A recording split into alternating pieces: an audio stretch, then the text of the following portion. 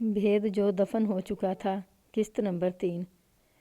میں نے ولایت حسین کے بارے میں پوچھنا شروع کر دیا تھا، لیکن ابھی یہ شہادت کہیں سے نہیں ملی تھی کہ دوسرا ڈھانچہ ولایت ہی کا تھا۔ کچھ باتیں ایسی سامنے آئی تھیں جن سے یہی شک پختہ ہوتا تھا کہ ڈھانچہ اسی کا ہے۔ میں نے اشرف کو بھیج دیا اور شخص کو بلایا جس کے باغ میں ان کی ملاقاتیں ہوا کرتی تھیں۔ وہ میرے پاس آیا تو اس کے چہرے پر خوف تھا، اس کے منہ سے بات نہیں نکلتی تھی۔ اس کی عمر 21-22 سال تھی، 2.5 سال پہلے وہ بالکل نوجوان تھا۔ میں نے اس کو خوف سے نکالنے کی بہت کوشش کی لیکن کامیاب نہ ہو سکا۔ مجھے اس پہ یہ شک ہونے لگا کہ یہ بھی اس جرم میں یا کسی جرم میں شامل تھا۔ میں تم کو ایک بات بتا دیتا ہوں، میں نے اس کو کہا، مجھے سب باتوں کا علم ہو گیا ہے۔ ولایت حسین اور فضیلت تمہارے باغ میں ملا کرتے تھے، اور یہ بھی مجھے معلوم ہو گیا ہے کہ ولایت تم کو پیسے دیا کرتا تھا۔ تم مجھ سے کوئی بات نہیں چھپا سکتے، چھپانے کی کوشش کرو گے تو برے پھنسو گے، ہر ایک بات سنا دو گے تو فوراً چھٹی دے دوں گا۔ اس نے بیان دینا شروع کر دیا۔ اس بیان کو بھی میں مختصر سناؤں گا۔ ولایت حسین نے اس نوجوان کے ساتھ دوستی گانٹھ رکھی تھی۔ میری رائے یہ تھی کہ اس کی دوستی کی غرض یہی تھی کہ اس کو باغ میں غلط حرکتیں کرنے کا پردہ مل جاتا تھا۔ اس نے بتایا کہ کسی عورت کے ساتھ بات چیت کرنی ہوتی یا کسی دوست کے ساتھ خفیہ ملاقات کرنی ہوتی تو اس باغ کو استعمال کیا کرتا تھا۔ انعام کے طور پر اسلم کی وہ بہت ٹہل سیوا کرتا اور اس کو کچھ پیسے بھی دیا کرتا تھا۔ میں نے یہ نوٹ کیا کہ یہ نوجوان اسلم کوئی بدھو یا کم عقل آدمی نہیں تھا۔ یہ الگ بات ہے کہ وہ اشرف سے ڈر گیا تھا اور وہ اپنے باپ اور بھائیوں سے بھی ڈرتا تھا، لیکن ولایت حسین کے ساتھ اس کی دوستی اتنی پکی تھی کہ وہ یہ خطرہ مول لے لیتا تھا۔ اس کی باتوں سے مجھے یہ بھی پتہ لگا کہ وہ ولایت اور فضیلت کا ہمراز تھا۔ اس نے ان دونوں کی ملاقاتوں کی جو لمبی چوڑی باتیں سنائی وہ سنانے کی ضرورت نہیں۔ اس نے بڑے ہی کام کی جو بات بتائی وہ یہ تھی کہ ولایت اور فضیلت نے گھر سے بھاگنے کا پروگرام بنایا تھا جو اسلم کو مکمل طور پر معلوم تھا۔ اس نے مجھے بتایا کہ انہوں نے رات کو گاؤں سے نکل جانا تھا اور میرے قصبے میں پہنچ کر رات کی گاڑی سے کہیں چلے جانا تھا۔ یہ اس طرح ہوا، اسلم نے مجھے بیان دیتے ہوئے کہا، آدھی رات سے بہت پہلے ولایت حسین میرے باغ میں آ گیا۔ میں اس کے واسطے باغ میں موجود تھا۔ میں نے اس رات اپنے گھر والوں کو کہا تھا کہ آج باغ میں سونے کا دل کرتا ہے۔ میں اسی بہانے باغ میں چلا گیا۔ پھر فضیلت آ گئی، ولایت نے مجھے کچھ پیسے دیے اور وہ دونوں چلے گئے۔ کیا تمہیں یہ معلوم نہیں تھا کہ انہوں نے کہاں جانا تھا؟ میں نے پوچھا۔ ولایت نے کوئی بات پکی نہیں بتائی تھی، اسلم نے جواب دیا، شاید اس نے لاہور جانا تھا۔ میں یہ بھی بتا دوں کہ ان کے واسطے قریبی ریلوے اسٹیشن میرے قصبے کا تھا۔ فضیلت کا گاؤں وہاں سے کم زیادہ 4 میل تھا اور ولایت کا گاؤں یہی کوئی میل یا 1.5 میل اس گاؤں سے آگے ہوگا۔ رات کے 1:15 بجے ایک پیسنجر ٹرین گزرتی تھی۔ ولایت اور فضیلت نے اس گاؤں سے جانا تھا۔ یہ گاڑی لاہور کی طرف جاتی تھی۔ یہ تو پتہ لگ گیا کہ فضیلت کے ساتھ ولایت حسین بھی تھا، لیکن یہ پتہ لگانا تھا کہ ہڈیوں کا جو دوسرا ڈھانچہ ملا تھا کیا وہ ولایت ہی کا تھا؟ اگر اس کا تھا تو ان کو پکڑا کس نے اور یہ دونوں چودھری احمد دین کے غیر آباد مکان میں کس طرح دفن ہوئے؟ ذرا یاد کر کے بتاؤ اسلم، میں نے پوچھا۔ تم کو ان کے جانے کے کتنے دن پہلے پتہ لگا تھا کہ انہوں نے فلاں رات کو جانا ہے؟ مجھے اچھی طرح یاد ہے جی، اسلم نے جواب دیا۔ ولایت نے مجھے 3-4 دن پہلے بتا دیا تھا اور یہ بھی کہا تھا کہ کسی کے ساتھ اس کا ذکر نہ کر بیٹھنا۔ فضیلت مجھے اکیلی ملی تھی تو اس نے مجھ کو یہی تاکید کی تھی۔ پھر تو یہ پوچھنے کا فائدہ ہی نہیں، میں نے کہا، تم نے کسی کو بتایا ہی نہیں تھا، صرف ایک آدمی کو بتایا تھا۔ اس نے کہا، مجھے اچھی طرح یاد ہے کہ میں نے اشرف کو 3 دن پہلے بتا دیا تھا کہ ولایت اور فضیلت 3 دنوں بعد غائب ہو جائیں گے۔ میں نے یہ بھی بتا دیا تھا کہ رات کی گاڑی پر شہر سے سوار ہوں گے۔ پھر اس نے کیا کہا تھا؟ میں نے چونک کر پوچھا اور کہا، اس نے کچھ نہ کچھ ضرور کہا ہوگا۔ ہاں جی، اسلم نے بتایا، اشرف بہت خوش ہوا تھا اور اس نے کہا تھا کہ خدا کرے یہ دونوں چلے جائیں، پھر سب کو پتہ لگ جائے گا کہ میں نے فضیلت کو خواہ طلاق نہیں دی اور یہ لڑکی تھی ہی بدکار۔ یہ فضیلت کیسی لڑکی تھی؟ میں نے پوچھا۔ ولایت کے ساتھ اس کی محبت تھی یا وہ بالکل محبت نہیں تھی جی؟ اسلم نے کہا، ناجائز تعلقات تھے۔ میں آپ کو سچ بات بتاؤں، ولایت تو مجھ کو اسی رازداری کے پیسے دیتا تھا اور فضیلت اپنے جسم سے مجھے خوش رکھتی تھی۔ پکی بدمعاش لڑکی تھی، اس نے دوستی اپنے جیسے بدمعاش سے ہی لگائی تھی۔ پھر وہ چلے گئے؟ جی جناب، اسلم نے جواب دیا، وہ چلے گئے۔ تم نے اشرف کو کیوں بتایا تھا؟ دراصل اشرف ہر وقت میرے اعصاب پر سوار رہتا تھا، اسلم نے جواب دیا۔ میں اس شخص سے ڈرتا تھا، اس کو خوش کرنے کے واسطے میں نے بتا دیا کہ یہ دونوں جا رہے ہیں۔ میں اشرف کو یہ جتانا چاہتا تھا کہ میں اس کا دوست ہوں، ولایت کا نہیں۔ یہ باتیں سن کر مجھے اشرف پر شک ہونے لگا، لیکن یہ سوچ میرے دماغ میں آئی کہ ولایت اور فضیلت کو اگر اشرف نے قتل کیا ہے تو کہاں کیا تھا؟ پھر ان کی لاشیں قصبے کے ایک مکان میں کس طرح پہنچیں؟ اتنا انتظام اشرف نہیں کر سکتا تھا۔ میں اس روز واپس آ گیا اور اگلے صبح سویرے ولایت حسین کے گاؤں کی طرف چلا گیا۔ یہ دوسرے تھانے کا گاؤں تھا۔ میں اس بڑے گاؤں گیا جہاں تھانہ تھا۔ وہاں اب 2.5 سال پہلے والا ایس ایچ او نہیں تھا، نیا ایس ایچ او اور ایک ہندو سب انسپیکٹر تھا۔ میں نے ولایت کے بارے میں معلومات لینی تھی اور اس کے ڈھانچے سے جو کپڑے وغیرہ ملے تھے وہ اس کے وارثوں کو دکھا کر شناخت کرانی تھی۔ میں یہ اشیاء ساتھ لے کر گیا تھا۔ ہندو تھانے دار کو میں نے بتایا کہ میں کیوں آیا ہوں۔ تھانے میں کچھ کانسٹیبل اور ایک ہیڈ کانسٹیبل ایسے تھے جو 2.5 سال سے زیادہ عرصے سے اس تھانے میں تھے۔ ان سب سے مجھے پتہ لگا کہ ولایت معمولی قسم کا بدمعاش نہیں تھا، وہ چھوٹی موٹی بدمعاشیاں نہیں کرتا تھا، وہ اپنی دنیا کا بادشاہ تھا۔ ہیڈ کانسٹیبل نے مجھے الگ بٹھا لیا۔ اس نے بتایا کہ ولایت کے ساتھ اس کی گہری دوستی تھی۔ ولایت شراب پیتا اور امیر کبیر آدمیوں کے ساتھ جوا کھیلا کرتا تھا۔ عام قسم کے بدمعاشوں کے ساتھ وہ کوئی تعلق نہیں رکھتا تھا، عورتوں کا تو وہ شکاری تھا۔ کیا تم کو یاد ہے کہ یہ ساتھ والا گاؤں جو ہے، اس گاؤں کی ایک لڑکی کے ساتھ ولایت کی یاری تھی؟ ہیڈ کانسٹیبل نے میری بات پوری نہ ہونے دی اور بول پڑا، بہت خوبصورت لڑکی تھی، میں نے دیکھی تھی۔ اس کی قسمت خراب تھی کہ اس نے ولایت حسین کے ساتھ دل لگا لیا اور اس کی محبت کی خاطر طلاق لے لی۔ اس بیچاری کو امید تھی کہ ولایت اس کے ساتھ شادی کر لے گا۔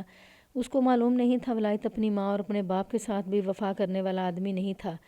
وہ تو اس لڑکی کے ساتھ گھر سے نکل گیا تھا۔ میں نے کہا، وہ مجھ سے پوچھیں کہ لڑکی کو کہاں لے گیا تھا؟ ہیڈ کانسٹیبل نے کہا، وہ لڑکی کو بیچنے کے واسطے لاہور لے گیا تھا۔ وہ لاہور جاتا رہتا تھا اور ہیرا منڈی والوں کے ساتھ اس کا یارانہ تھا۔ کیا وہ یہ کام بھی کرتا تھا؟ اس کام کو ابھی اس سے زیادہ نہیں چلایا تھا۔ ہیڈ کانسٹیبل نے کہا، یہاں سے 4-5 میل دور ایک گاؤں کی ایک لڑکی کو اس نے اسی طرح اپنی محبت میں پھانسا تھا اور اس کو لاہور لے جا کر بیچ آیا تھا۔ یہ 5-6 مہینے پہلے کی بات ہے۔ اس نے میرے ساتھ صلاح مشورہ کیا تھا۔ صرف ایک اور آدمی ہے جو ولایت کا بڑا گہرا یار ہے، اس کو اس بات کا علم ہے۔ اب وہ اس لڑکی کو لاہور لے گیا تھا جس کا آپ ذکر کر رہے ہیں۔ میں نے اس ہیڈ کانسٹیبل کو ابھی بتایا نہیں تھا کہ اس لڑکی کی ہڈیاں میرے تھانے کے قصبے سے برآمد ہوئی ہیں اور ہڈیوں کا دوسرا ڈھانچہ ولایت حسین کا ہی ہوگا۔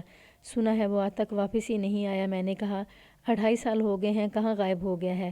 اس نے جو کام شروع کر دیا تھا اس میں تو خطرہ ہوتا ہی ہے۔ ہیڈ کانسٹیبل نے کہا، آپ خود پولیس آفیسر ہیں، آپ تو اچھی طرح جانتے ہیں کہ رنڈیوں کی منڈی میں کیا کچھ نہیں ہوتا۔ میں تو یقین کے ساتھ کہتا ہوں کہ ہیرا منڈی کے استادوں اور دلالوں نے اس سے لڑکی دھرا لی ہوگی اور ولایت کو دریا راوی میں ڈبو دیا ہوگا، یا ولایت نے رقم وصول کر لی ہوگی اور کسی نے رقم کی خاطر اس کو ہمیشہ کے واسطے لاپتہ کر دیا ہوگا۔ ولایت دیہاتی بدمعاش تھا، لاہوریوں کے آگے وہ گدھا یا الو تھا۔ میں نے اس کو بتایا تھا کہ جو تم نے یہ کام شروع کیا ہے وہ خطرناک ہے۔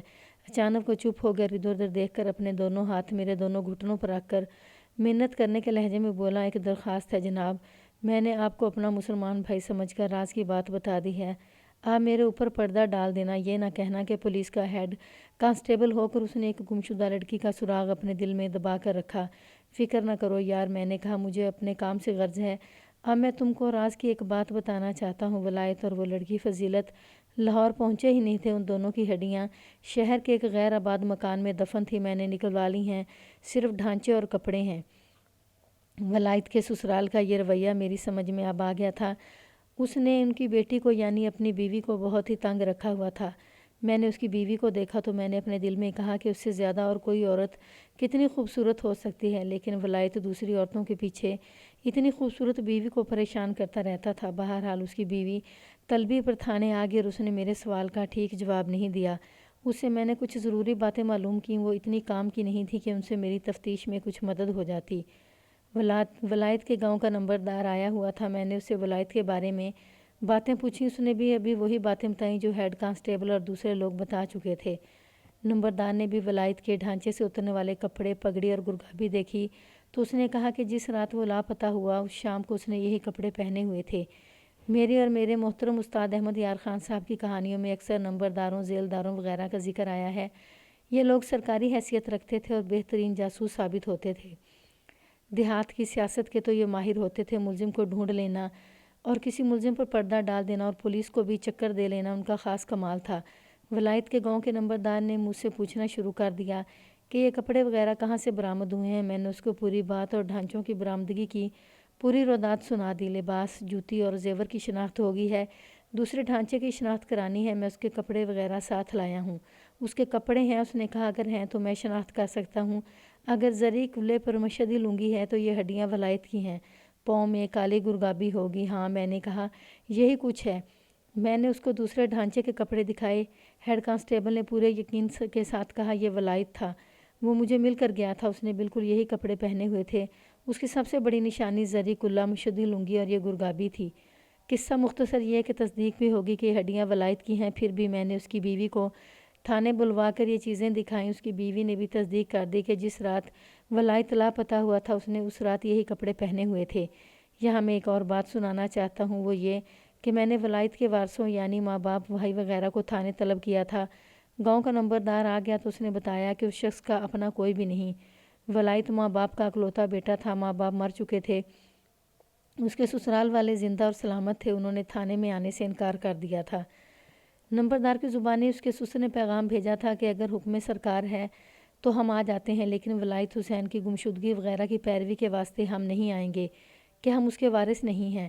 میں ایک بات سوچ رہا ہوں چودھری، میں نے اس نمبردار کو کہا، ان دونوں لاشوں کی شہر کے چودھری احمد دین کے غیر آباد مکان میں کس طرح پہنچی؟ نمبردار پرانی عمر کا آدمی تھا، اس نے آنکھیں بند کر لیں اور گہری سوچ میں ڈوب گیا۔ یک لخت اس نے آنکھیں کھولی اور چٹکی بجائی، کیا آپ نے اس لڑکی کے گاؤں کے نمبردار کے ساتھ بات نہیں کی؟ نمبردار نے مجھ سے پوچھا۔ وہ تو میرے ساتھ رہا ہے، لیکن میں نے اس کے آگے یہ سوال نہیں رکھا تھا۔ آپ یہ سوال اس کے آگے رکھتے تو آپ کو کچھ نہ کچھ جواب مل جاتا۔ نمبردار نے کہا، میں آپ کو اسی گاؤں کے ایک آدمی کا بڑا گہرا تعلق چودھری احمد دین کے ساتھ بتا سکتا ہوں۔ یہ لڑکی جو لاپتہ ہوئی تھی اور جس کو طلاق ہو گئی تھی، اس کا سسر چودھری احمد دین کا گہرا یار ہے۔ ان دونوں کے دو مربع سرگودا کے علاقے میں تھے۔ وہاں چودھری احمد دین کی کسی کے ساتھ دشمنی پیدا ہو گئی اور ایک بار لڑائی ہوئی تو اس لڑکی کا سسر احمد دین کی مدد کو پہنچ گیا۔ اگر نہ پہنچتا تو احمد دین قتل ہو جاتا۔ اس کے بعد یہ شخص احمد دین کی بہت مدد اور حفاظت کرتا رہا۔ یہ شخص اپنے 2 نوکروں اور بیٹوں کو بھی ساتھ لے گیا تھا۔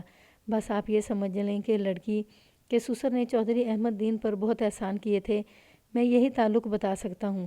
میرے سامنے دوسرا مسئلہ یہ تھا کہ ولائد حسین کے وارث اس کی ہڈیاں وصول کر لیں، لیکن انہوں نے صاف جواب دے دیا۔ اس کا سسر خود ہی تھانے میں آ گیا اور معافی مانگنے لگا کہ وہ طلبی پر نہیں آیا تھا۔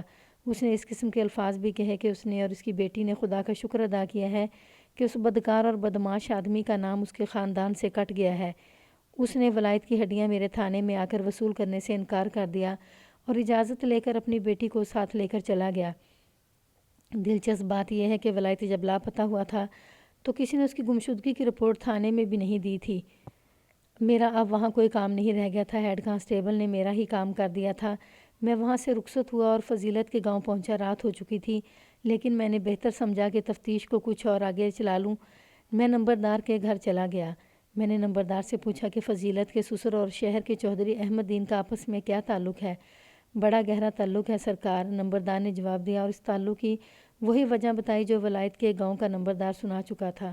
اس کے بعد اس نے بتایا، اشرف اور فضیلت کی جب شادی ہوئی تو اشرف کے باپ نے چودھری احمد دین کے پورے کنبے کو شادی پر بلایا تھا۔ چودھری خود بھی آیا اور اس کے بیٹے بھی ساتھ تھے۔ مجھے یہ بھی معلوم ہے کہ اشرف کا باپ کبھی شہر جاتا ہے تو چودھری احمد دین کے گھر ضرور ٹھہرتا ہے۔ چودھری احمد دین کے بیٹے 2 نالی بندوق اٹھائے ہوئے کبھی شکار پر نکلتے ہیں تو اشرف کے گھر سے ہو کر جاتے ہیں، اور میں نے 2-3 مرتبہ اشرف کو بھی ان کے ساتھ جاتے دیکھا ہے۔ اس نمبردار کے ساتھ میری بہت باتیں ہوئی تھیں، ہم دونوں اپنی اپنی عقل لڑا رہے تھے، جس کے نتیجے میں میرا دماغ ایک شک پر اٹک گیا۔ مجھے اسلم باغ والے نوجوان کی بات زیادہ شک میں ڈال رہی تھی کہ اس نے اشرف کو 2-3 روز پہلے بتا دیا تھا کہ ولائد اور فضیلت فلاں رات گھر سے بھاگ رہے ہیں اور وہ شہر سے رات کی گاڑی سے روانہ ہوں گے۔ صرف ایک بات مجھے تنگ کرتی تھی کہ اشرف کو کیا ضرورت پڑی تھی کہ وہ ان دونوں کو قتل کرتا یا کرواتا، لیکن جو لوگ پیشہ ور مجرم نہیں ہوتے وہ عجیب و غریب حماقتیں کرتے ہیں۔ تفتیش شک کی بنا پر کی جاتی ہے۔ میرے اندر سے یہی آواز آتی تھی کہ اشرف میرا ملزم ہے یا نہیں، چودھری احمد دین یا اس کے بیٹے، یہ سب اصل ملزم ہیں۔ دیکھو چودھری، میں نے نمبردار سے کہا، اپنے دماغ کو 2-2.5 سال پیچھے لے جاؤ اور وہ دن یاد کرو جس رات فضیلت لاپتہ ہوئی تھی۔ کیا اس روز اسلم یا اس کا باپ دونوں شہر گئے ہوئے تھے؟ نمبردار گہری سوچ میں پڑ گیا اور میں اس کی منہ کی طرف دیکھتا رہا۔ ہاں سرکار، اس نے سوچ کر جواب دیا۔ میں پورے یقین کے ساتھ تو نہیں کہتا، لیکن کچھ اس طرح یاد آتا ہے کہ شام کے بعد میں نے باپ بیٹے کو گاؤں سے نکلتے دیکھا تھا، اور یہ تو مجھے اچھی طرح یاد ہے کہ سورج نکلنے سے بہت پہلے دونوں شہر کی طرف سے آ رہے تھے۔ ان کے ساتھ دور سے سلام دعا ہوئی تھی اور شاید ویسے ہی کوئی بات ہوئی ہو، وہ یاد نہیں۔